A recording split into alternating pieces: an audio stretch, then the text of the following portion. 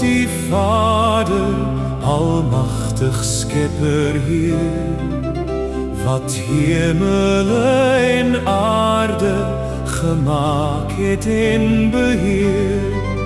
Sy troon is heerlikheid en wonderlik sy dade, deur sy geliefde Seun verlos hy uit genade.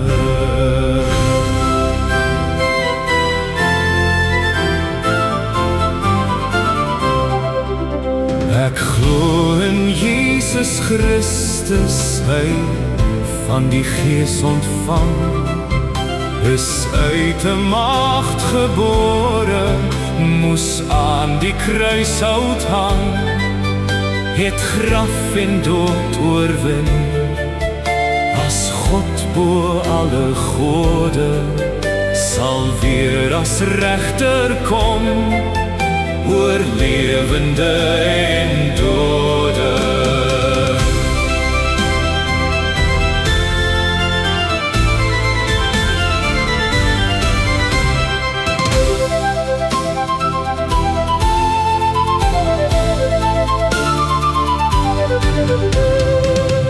Die Heilige Gees is ewe, is Here en laat leer.